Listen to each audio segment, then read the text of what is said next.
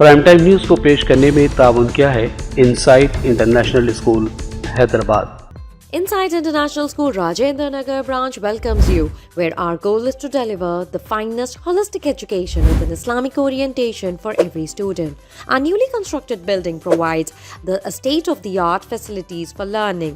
With the Cambridge pathway, we prepare students for life, nurturing informed curiosity and a lifelong passion for learning. We weave Islamic manners, values and moral ethics into daily congregational prayers and activities. Join us for a complete holistic development of your child.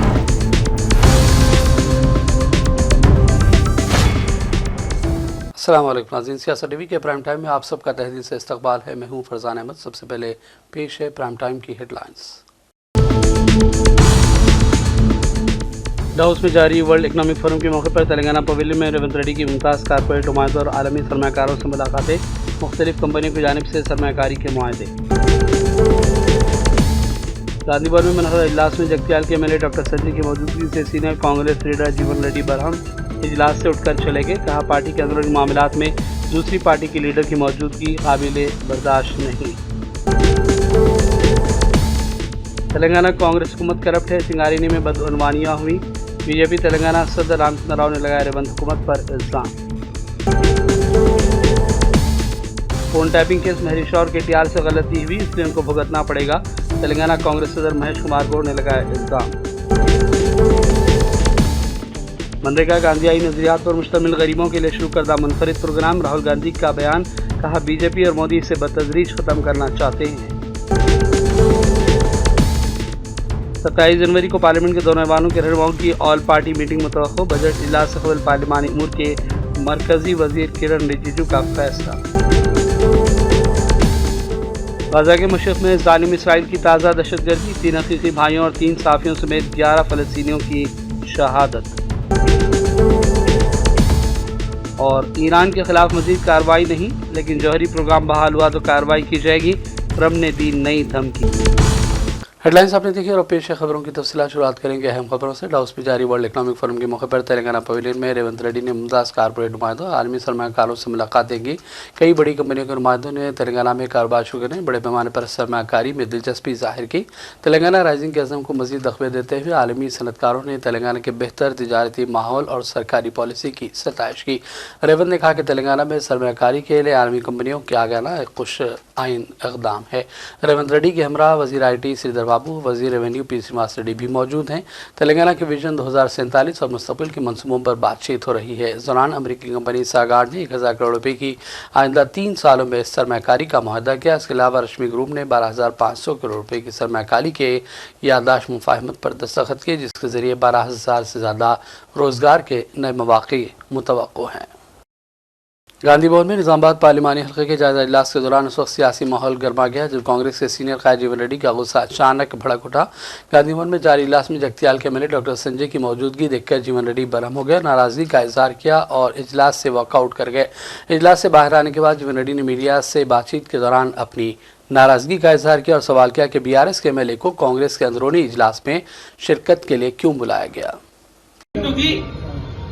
Congress party internal meeting, this is Congress party internal meeting. Congress party అంతర్గత సమావేశానికి ఏదైతుందో వేరే రాజకీయ party మన ప్రత్యర్థి party BRS party మన ప్రత్యర్థి party మన ప్రత్యర్థి పార్టీ శాసనసభ్యుల పక్కన పిలుచుకుని పెట్టుకొని మన అంతర్గత సమావేశం స్థానిక ఎదుర్కొన్న అంశంపై ఎట్లా చర్చిస్తామే. నేను నిన్నయాక మన జగిత్యాలలో ఏదైతుందో అక్కడ శాసనసభ్యులు చేస్తున్న అక్రమాలు నేను రోడ్డుపై కూర్చొని ఏదైతుందో అన్ని వెలుగెత్తింది. ఆయన చేస్తున్న దోపిడీ ఏదైతుందో వెలుగెత్తి పత్రికా ముఖ్యంగా మీ అందరి యొక్క సమక్షం లోపల మొత్తం ప్రజానీకానికి ఏదైతుందో చూపెట్టడం జరిగింది. मुशीर हुकूमत तेलंगाना मोहम्मद अली शमी ने दावा किया कि बल्कि इलेक्शन में 75% मुकामात पर कामयाबी का रियासती कांग्रेस ने निशाना मुकर्रर किया। अवाम कांग्रेस से मुतमईन है और हमें उम्मीद है कि कांग्रेस बल्दी इंतखाबात में बेहतरीन मुजाहरा करेगी। गवर्नमेंट और पार्टी म्यूनसिपल इलेक्शन में 75 to 80% जीतना ये लक्ष्य है, ये टारगेट है। उसके ऊपर आवाम के अंदर कांग्रेस के फेवर में लहर चल रही है, क्योंकि 8 दिन पहले पंचायत का इलेक्शन हमने देखा कि 73% हमने जीता है। तो अर्बन में तो और उसका इफेक्ट है, इसलिए कि अर्बन में राशन कार्ड, बारीक चावल, बेघर लोगों को घर और मुसलम बस्तियों में 200 यूनिट इलेक्ट्रिसिटी फ्री, ये जो स्कीमात है इससे काफी अर्बन में कांग्रेस को पॉजिटिव है और हमें उम्मीद है। तो उसकी शुरुआत आज निजामाबाद पार्लियामेंट से हुई है। ऐसा 17 पार्लियामेंट में 17 मिनिस्टर्स एंड इम्पोर्टेंट कांग्रेस के सीनियर लीडरों को डाला गया है। अब वो फिर सेकंड मीटिंग वहां होंगी, तो डिस्ट्रिक्टों में होंगी। जैसे ही नोटिफिकेशन आएगा, शेड्यूल आते ही फिर कांग्रेस पार्टियों की सरगर्मियां तेज होगी। टारगेट हमारा यही है। तेलंगाना कांग्रेस सदर महेश कुमार गौड़ ने इल्जाम लगाया कि फोन टैपिंग केस में हरीश और केटीआर से गलती हुई, इसलिए उनको भुगतना पड़ेगा। उन्होंने यह भी कहा कि कांग्रेस हुकूमत पर हिरासानी के इल्जामात लगाना दुरुस्त नहीं है। बयान हरीश राव का कोई किसको अरेस्ट करने का नहीं है। ये गए 100 साल से चल रहा है, सिट इंक्वायरी है। मैं भी सिट में गया हूं, 6 महीने पहले सिट में जाके मेरा बयान दे के आया हूं। हरीश राव गलती कर चुके, केटीआर गलती कर चुके। टेलीग्राफिक एक्ट के अनुसार कोई किसी का फोन टैप नहीं कर सकता। गए सरकार करी, गलती करी, इसलिए भोगना पड़ेगा। तेलंगाना जागृति की सदर कविता ने कहा कि फोन टैपिंग के हर मामले को जानबूझकर आवाम की तवज्जो म्यूनसिपल इलेक्शन में 42,000 रिजर्वेशन से हटाने के लिए पेश किया गया। ये बयान उन्होंने तेलंगाना के साबिक वज़ीर एम सत्यनारायण की सालगिरह के मौके पर दिया। उन्होंने कमजोर और पसमानदा तबकात के हकूक़ के लिए काम किया। उन्होंने कहा कि माजी की हुकूमतों ने ऐसे कई कारकुनों की कुर्बानी को नजरअंदाज किया है। कविता ने मुतालबा किया कि सत्यनारायण का मुजस्समा टैगमेंट पर नस्ब किया जाए ताकि आइंदा नस्लें तेलंगाना तहरीक के रहनुमाओं से मुतासर हो। कविता ने कहा कि फोन टैपिंग मामले को जानबूझकर अहमियत दी गई है ताकि BC रिजर्वेशन के हक में आवाज़ को दबाया जा सके। तेलंगाना के वज़ीर मोहम्मद अजहरुद्दीन ने तमाम अजला में रमज़ान मुबारक के मौसम इंतजाम के लिए अंदरून एक हफ्ता जिला कलेक्टरान की निगरानी में जायजा इजलास मुनक़िद करने की हिदायत दी। उन्होंने सेक्रेटरीट मुख्तलिफ कारपोरेशनों के सुदूर नशीन और डिस्ट्रिक्ट माइनॉरिटीज़ वेलफेयर ऑफिसर्स के साथ मीटिंग में शिरकत की। रमज़ान के इंतजाम, शादी मुबारक स्कीम, अक़लियती तालीमी इदारों की इमारतों की तामीर जैसे उमूर का जायजा लिया। वज़ीर ने ज़िले अहदेदारों को पाबंद किया कि रमज़ान के इंतजाम पर इंचार्ज वज़रा और अवामी नुमाइंदों के साथ जायजा इजलास मुनक़िद करते हुए बेहतर इंतजाम को यकीनी बनाएं। तारीख़ी मकाम मस्जिद और शाही मस्जिद बाग़-ए-आमा के इंतजाम के हवाले से टेंडर्स तलब किए गए और वज़ीर अक़लियती बहबूद ने फरवरी के पहले हफ्ते में तमाम कामों को मुकम्मल कर लेने की भी इस मौके पर हिदायत दी।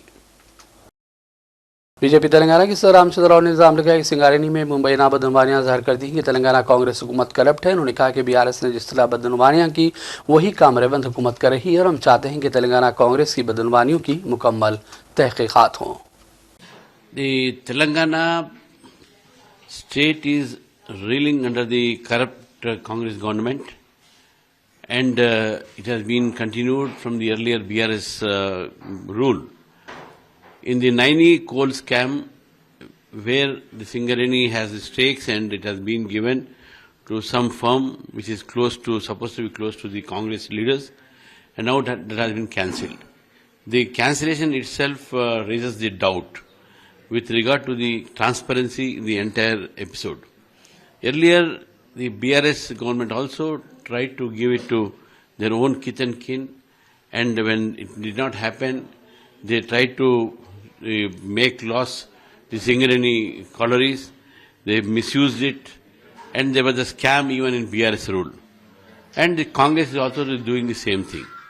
And on the other hand, both these parties are now trying to blame the union, and mainly Union Minister Sri Kishan Reddy ji, who is also a coal minister. But at this juncture, we would like to remind both of them that 49% Singareni college, where Government of India is the stakeholder, the entire management and decisions is with the state government. So therefore, the Government of India has no stakes. But however, as our minister has confirmed, that if the government agrees to give the scam to CBI, we are ready for it.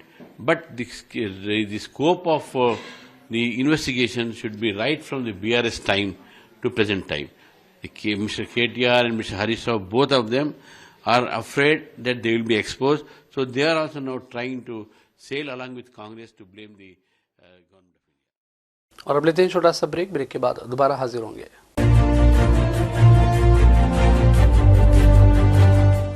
Insight International School Rajendra Nagar branch welcomes you, where our goal is to deliver the finest holistic education with an Islamic orientation for every student. Our newly constructed building provides the state-of-the-art facilities for learning. With the Cambridge pathway, we prepare students for life, nurturing informed curiosity and a lifelong passion for learning. We weave Islamic manners, values and moral ethics into daily congregational prayers and activities. Join us for a complete holistic development of your child. सियासत TV के news bulletin में फिर एक मरतबा आपका खैर मकदम है। हैदराबाद के नवे निज़ाम असमत शाह बहादुर ने आज महिला पहले से हैदराबाद में 8वीं निज़ाम मीर बरकत अली खान मुकरम शाह बहादुर के हवाले ज़िंदगी पर किताब का रस्मी इफ्तिताह अंजाम दिया। यह किताब अवार्ड याफ्ता आर्किटेक्ट मुसन्निफ अनुराधा इसनाइक ने लिखी। इसमें नायाब तस्वीर, तारीखी दस्तावेज़ात और अनमोल यादगारों को भी शामिल किया गया है। But I think everything that's been said for me, I'm just very grateful to everyone who's helped in making this book possible. And it's really for the people of Hyderabad. That's why I've dedicated it. Okay. My sister and I have dedicated this book to the people of Hyderabad, and I hope that people will want to look at it, buy it, and see the photos. There are a lot of personal photos that we've taken that have never been seen before. So it should be quite interesting for everyone to see maybe a different side of my father that no one else would have really noticed. Anyway, thank you, and I shall proceed to open the book. And we have the photographs, about 225 photographs from the personal collection of the family, largely from the Tormella Palace collection and from friends of HH who have given photographs for the exhibition. The book, which is being released today, follows the exhibition, and it has more photographs than the exhibition. We could only put up 225 on the wall, but we've now added more to this to form the book, which I hope you will all enjoy. I would also like to add that in a very magnanimous gesture, the family has decided to give the proceeds of the book, of the sale of the book, to the Mukarram Jah Trust for Education and Learning, to the school that was set up by the late HEH, and it will go towards scholarships, providing scholarships to deserving. Header हुकम ने गोलकुंडा इलाके में मौजूद तारीखी कटोरा house की बहाली के लिए मुकम्मल ताउन का यकीन दिलाया। 450 साल कदीम तालाब है जिसका तहफ़्फ़ुज़ करते हुए इसको मज़ीद खूबसूरत बनाया जाएगा। Header commissioner A V Ranganath ने दीगर हुकाम के साथ दौरा किया और कहा कि तारीखी आबी ज़खायर की हिफाजत ज़रूरी है और ASI और दीगर ग्रुप्स के साथ मिलकर कटोरा हाउस के अतराफ बाड़ लगाई जाएगी और बहाली के कामों को भी अंजाम दिया जाएगा। सिकंदराबाद में पेश आए सड़क हादसे में मां के साथ स्कूल जाते हुए एक 7 साल मासूम तालिब इल्म हलाक हो गया। तफसीलात के मुताबिक लड़का आर्मी स्कूल में फर्स्ट क्लास का तालिब इल्म था और रोज़ की तरह अपनी वालिदा के साथ टू व्हीलर पर जा रहा था। आर के पुरम फ्लाईओवर के करीब नरेंद्र पुलिस स्टेशन के हदूद में अचानक टू व्हीलर फिसल गई और सड़क पर बेकाबू होकर करीब से गुजरने वाली एक फौजी गाड़ी के नीचे आ गई। दरखराश वाक़े में बच्चा मौके पर ही ख़त्म हो गया। हादसे में बच्चे की वालिदा शदीद ज़ख्मी हुई जिन्हें फौरी तौर पर करीबी अस्पताल मुंतकिल कर दिया गया जहाँ इलाज जारी है। पुलिस पहुँच गई और हादसे की वजूहात का जायजा लिया गया।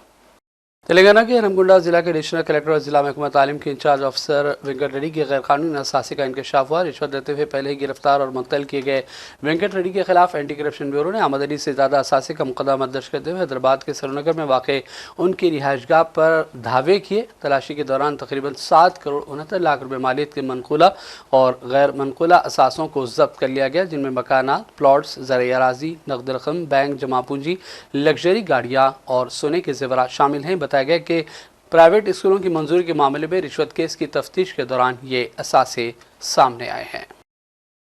महकमा मौसमियात के माहिर साइंसदान धर्मराजू ने कहा कि जारी मौसम में बाज़ मुकामात पर दिन का दर्ज हरारत बढ़ रहा है। वहीं आदिलाबाद में अक़ल्तरीन दर्ज हरारत 12 रिकॉर्ड हुआ। उन्होंने कहा कि शहर हैदराबाद के इलाके हयातनगर में दर्ज हरारत मामूल से 3 डिग्री बढ़कर रिकॉर्ड हुआ है। उन्होंने भी कहा कि दोनों शहरों हैदराबाद और सिकंदराबाद समेत कई मुकामात पर मौसम चंद दिन खुश्क रहेगा और दिन में दर्ज हरारत में बतदरीज इजाफा मुतवक्को है।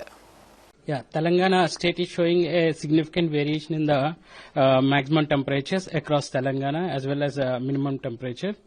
And it is observed that Hydernagar is recorded the maximum temperature today around 32.4 degrees centigrade, while Adilabad has experienced the lowest minimum temperature of 12.5 degrees centigrade today.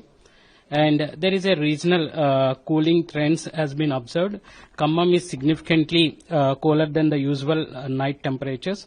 The minimum temperatures is something like 2.4 degree below of its normal. As of now, the Khammam has recorded the minimum temperatures of 16.4 as from 2.4 degree centigrade is normal below its normal, and Haitnagar is experiencing warmer days, and maximum temperature is reaching 3.3 degrees centigrade above its normal maximum temperature. And there is also a difference between the urban and rural temperature differences. It is clearly evident that Adilabad, Medak is showing a negative departure from their normal, about 1.6 degrees centigrade to 0.7 degrees centigrade respectively, suggesting that the pronounced cooling effect is increasing in these urban as well as the rural areas. Stations like Hyderabad, Dundigal has experienced minimum temperatures above its normal. It means that these two stations are having above its normal minimum temperatures. And there is also 24 hours daily temperature shift has been observed. There is a gradual cooling trend in the daytime temperatures. And most of the stations, including Hyderabad, Dundigal, show a decrease in their maximum temperatures. And only few stations like Haitnagar and Khammam has increased their daily maximum temperatures. When it comes to the stable weather conditions, Mahbubnagar has experienced stable weather conditions. Overall, in the coming days, in the isolated pockets of Telangana, especially the northern limit of Telangana, Adilabad, Kamareddy, Nirmal, Nizamabad, these districts will be having minimum temperatures ranging from 11 to 15 degree. And even the Medak, even Rangareddy, Sangareddy districts also anticipating 11 to 15 degree centigrade range of minimum temperatures in the today as well. And coming और अब बढ़ते हैं चंद अहम कौमी और आलमी खबरों की जानिब। राहुल गांधी ने कहा कि मनरेगा गांधीयाई नजरियात पर मुश्तमिल गरीबों के लिए शुरू करदा मुनफरिद प्रोग्राम है जिसको बीजेपी और मोदी ख़त्म कर रहे हैं।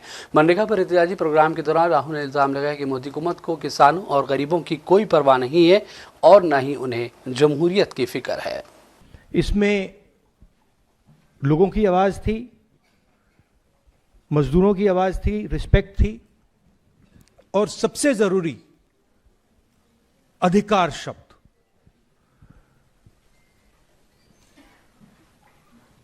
हर गरीब व्यक्ति को इस योजना ने रोजगार का अधिकार दिया। अब उस कॉन्सेप्ट को नरेंद्र मोदी जी और बीजेपी खत्म करना चाहते हैं। कुछ साल पहले उन्होंने किसानों पर आक्रमण किया था, काले कानून लाए, मगर किसानों ने उनको रोक दिया। मुझे याद है पार्लियामेंट में और सड़कों पे किसानों ने नरेंद्र मोदी पर दबाव डालकर, हम सब ने नरेंद्र मोदी और सरकार पर दबाव डालकर उस कानून को, उन कानूनों को रद्द कर दिया। अब वही कॉन्सेप्ट जो इन्होंने किसानों के साथ किया था, अब वो मजदूरों के साथ करने की कोशिश कर रहे हैं। आइडिया है कि दिल्ली की सरकार डिसाइड करेगी कहां जाएगा पैसा, कितना पैसा जाएगा, कौन सी स्टेट को मिलेगा, कौन सी डिस्ट्रिक्ट्स को मिलेगा। बीजेपी वाले स्टेट्स को ज्यादा पैसा जाएगा, ऑपोजिशन वाले स्टेट्स को कम जाएगा, और वो डिसाइड करेंगे किसको किस तरीके की मजदूरी चाहिए और वो इंप्लीमेंट करेंगे सेंट्रलाइज तरीके से। अधिकार खत्म कर दिया। और मेन बात यह है कि जो पहले पार्लिमानी अमूर के मरकजी वज़ीर किरण रिजिजू 27 जनवरी को पार्लियामेंट के दोनों ऐवानों के रहनुमाओं की आल पार्टी मीटिंग तलब करेंगे। ये मीटिंग 28 जनवरी से शुरू होने वाले पार्लियामेंट के बजट इजलास से कबल मुनक़्क़िद होगी। इम्कान है कि इस मीटिंग में कांग्रेस समेत दीगर पार्टियों के लीडरान भी शिरकत करेंगे। और अब खबर फ़लस्तीन से। ज़ालिम इसराइली फ़ौज ने गज़ा पट्टी के मशरक़ी इलाक़ों में फायरिंग और गोलाबारी की और इस दौरान 11 फ़लस्तीनी शहरियों को शहीद कर दिया गया, जिनमें 3 सहाफ़ी, 3 सगे भाई, एक खातून, एक बाप और उसका कमसिन बच्चा भी शामिल है, जबकि मुतादिद दीगर अफराद ज़ख्मी हुए। इस दौरान काबिज़ फ़ौज ने रिहायशी इमारतों को धमाकों से उड़ाने का सिलसिला भी जारी रखा और शुमाली और जनूबी गज़ा के मुख्तलिफ इलाक़ों पर बदतरीन बमबारी की है। अमेरिका के सदर ट्रंप ने ईरान को जौहरी प्रोग्राम के हुसूल से मुताल्लिक़ एक बार फिर मुतनब्बे किया है कि इंटरव्यू में ट्रंप का कहना था कि ईरान को जौहरी सरगर्मियां बंद करना होंगी। उन्होंने खबरदार किया कि जौहरी प्रोग्राम बहाल हुआ तो कार्रवाई करेंगे।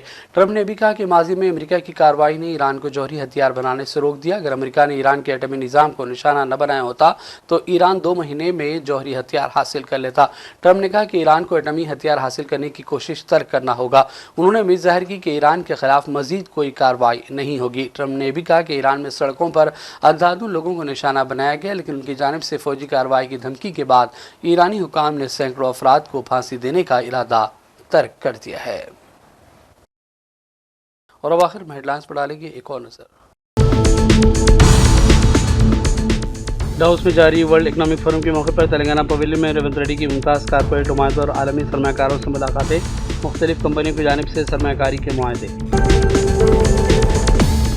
गांधी भवन में मनहर इजलास में जगतियाल के एमएलए डॉक्टर संजय की मौजूदगी से सीनियर कांग्रेस लीडर जीवन रेड्डी बरहम इजलास से उठकर चले गए। कहा, पार्टी के अंदरूनी मामलात में दूसरी पार्टी के लीडर की मौजूदगी काबिले बर्दाश्त नहीं।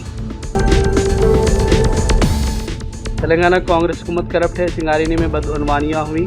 बीजेपी तेलंगाना सदर रामचंद्र राव ने लगाया रेवंत हुकूमत पर इल्जाम।